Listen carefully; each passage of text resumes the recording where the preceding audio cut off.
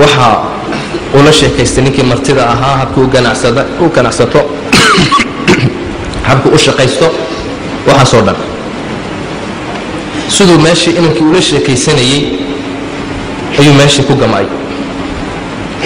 ninkii martida ahaa furaashkiisiibuu ku gamay meeshii buu seexiyey furaashkiibuu maradiibuu huwiyey isna furaashkii inanka ayuu iska seexday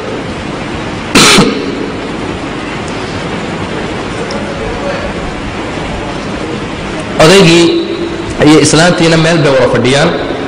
islaantiina waxay tahay waryaahe ilaa xilli mu'min faqiirnimo dad faqiirina ahaanayna oo sida masaakiin u ahaanayna maanta waxa inoo yimid nin lacag leh ayaa inoo yimid waa nin lacag leh qofna inama arkayo waa inaan maanta ninkan aan dubanaba waa inaan dillo oo xoolihiisaa qaadanno lacag badan buu haystaa waa adiga arkaya waa inaan dillo waxay wadada way ku dhaqays meeshuu tiriig male faynuus baa la shitaa waayahay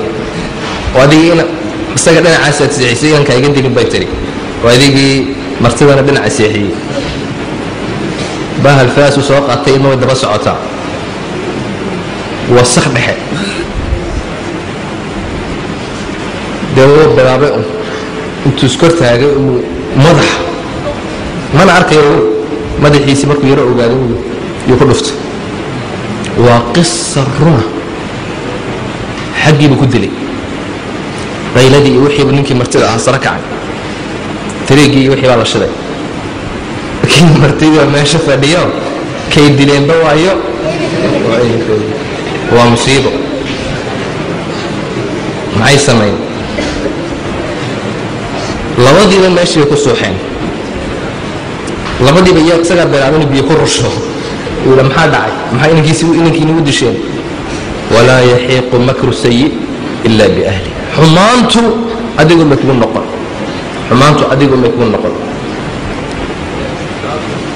salaadii baa gaadhay qisadana ugu dambaysa waxaa soo socda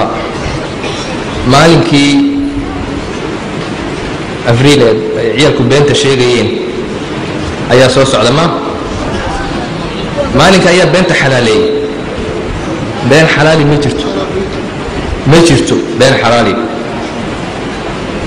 beentu mar walba waa xaaraan islaamka maalinba male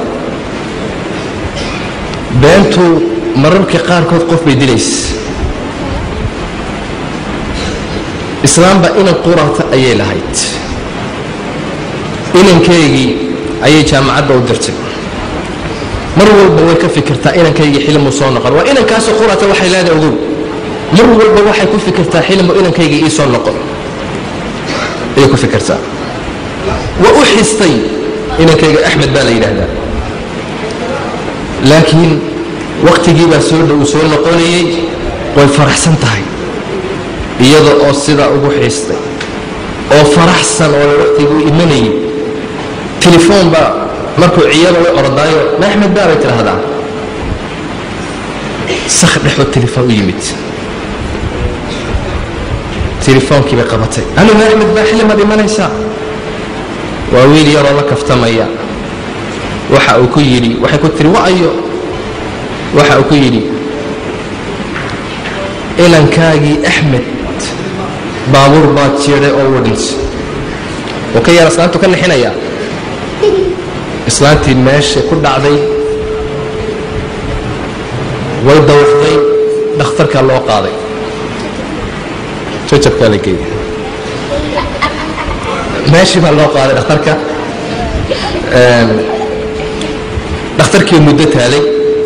xaaladdeedu aad bay u darnaa inankii baa yimid axmed telefoonkii hooyadii ka qaban weyday dhowr cisho markii uu yimid markaasaa si uu hooyadii uga farxiyo oo si kadisa ugu soo baxo waa loo sheego waxaa la yidhi hooyadaa dhakhtarkay ku jirtaa baabuurkii buu qaatay xoog buu eriyey si uu hooyadii u ogaado aad buu ugu fikirayay hooyadii baabuurkii uu watay ayaa la rogmaday isagiina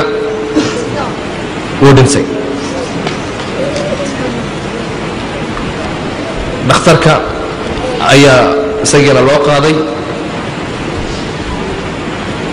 islaantiina soo biirsatay. waxaa loo sheegay wiilkayga inuu yimid oo intuu iyada u soo ordayay oo baabuurkii la rogmaday oo dhinto oo meydka inuu yeelo qaybta meydka. naxdinba iyadiina dhimatay. caawala dhimasho wahiya dacwadeedu.